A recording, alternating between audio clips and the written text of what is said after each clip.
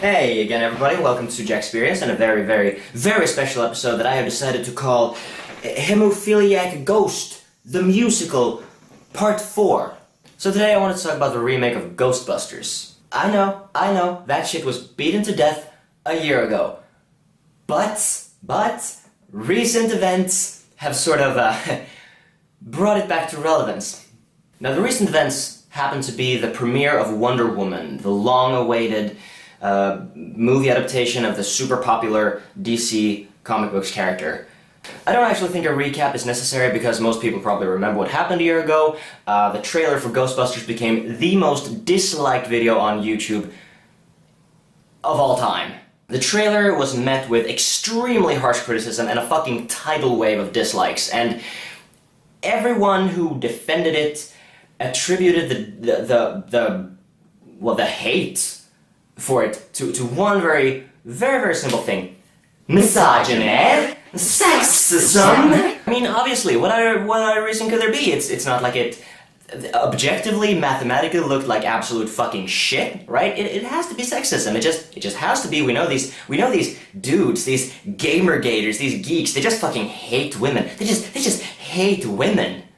So it's reasonable to assume that Wonder Woman should have met a very similar fate, right? Because it's not only female-led, it's also female-directed. So let's take a look on how these two movies stack up when it comes to the monetary success. How much money have the two movies made? Let's start with Ghostbusters, shall we? So Ghostbusters was released on July 15th, a month shy of 1 year today. And its domestic gross is $128 million, and its worldwide gross is about $230 million. And that might sound like a lot of money, but for a Hollywood blockbuster, that's actually garbage. That's very bad, considering the movie's budget was $144 million. Similar, actually, to Wonder Woman, which had a total budget of $149 million. So let's see how that movie stacks up after just 2 weeks on the market. Oh my fucking god! The domestic total is $227 million. In 2 weeks, in the domestic market, it's made the same money as Ghostbusters has worldwide in a year. How is this possible? It's a female-led movie. A female-led, female-directed movie. How is that possible? How about the worldwide gross? Oh my fuck! It's $460 million. This movie has literally made twice the money in 2 weeks. I am actually speechless. So there seems to be a little bit of a hole in the narrative of geeks and science fiction nerds and comic book nerds. They just hate women.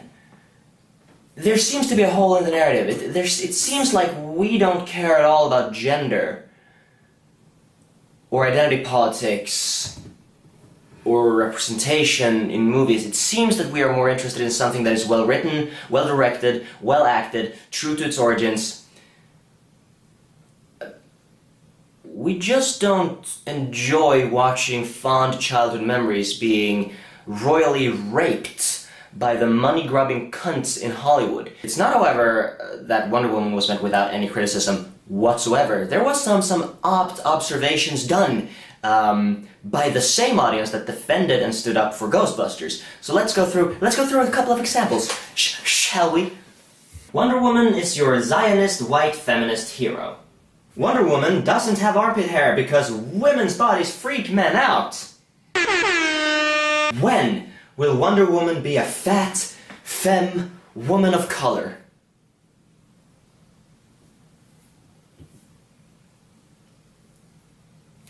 Well, I'm gonna answer that last one for you right away. Never. Wonder Woman will never be a black, fat, and whatever the fuck femme means. Because that's not Wonder Woman. Wonder Woman is established as a light-skinned, athletic, dark-haired woman. And that's just it. Now this is an issue I haven't really addressed ever. Why you should not change established characters. Why you shouldn't change their characteristics or their appearance too fucking drastically. Just for the sake of PC culture and inclusion, and I'm going to try and visualize my two fundamental problems with this by talking a little bit about Spider-Man. Spider-Man's most famous alter ego is, without a doubt, Peter Parker, who is established as a white, heterosexual man. That's who he is. Then there is a guy called Miles Morales, who is also Spider-Man. He's a guy with spider powers who takes on the Spider-Man suit and, shoulders the role of Spider-Man. Except he's a gay black guy. Do I have a problem with this? Not in the slightest. Why is that? It's very simple. Because Miles Morales is not Peter Parker. If they would have taken Peter Parker and just changed him and said, oh yeah, no, it is Peter Parker, it's the same backstory, it's just he's black and gay now, I would have a problem with that. And I'm gonna explain why in just a second. But Miles Morales stands on his own two legs. He's a character of his own. He has his own backstory, he has his own personality, he is his own character, he just have the same powers. So it's Spider-Man he has two alter egos. It's two different Spider-Men. And Peter Parker and Miles Morales are able to coexist because they're different characters. They're not the same. They're not pretending like, well, this can be Peter Parker. Peter Parker can be black and gay. No, he can't. Just like Miles Morales can't be white and straight, or Asian and panamorous. And that's one of the problems I have with the 2016 remake of Ghostbusters. It really tries to be Ghostbusters, except we're just gonna change these characters and make them female. Because inclusion and stuff. And when it comes to inclusion and representation in pop culture, I don't really care that much about it. If a piece of entertainment is inclusive and diverse, great, more power to it. But if it isn't, I don't really care. Whether I like a piece of entertainment or not doesn't hinge on, is it inclusive, is it diverse? I don't give a shit about that. Some people do, and that's fine.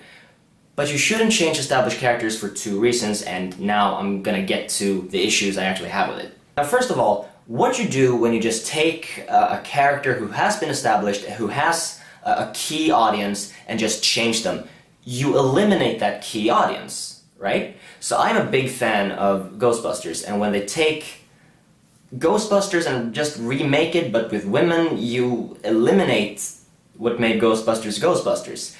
What they should have done with that movie is, they should have treated it as a sequel and made these four women characters on their own, rather than having them piggyback on the success of the Ghostbusters name.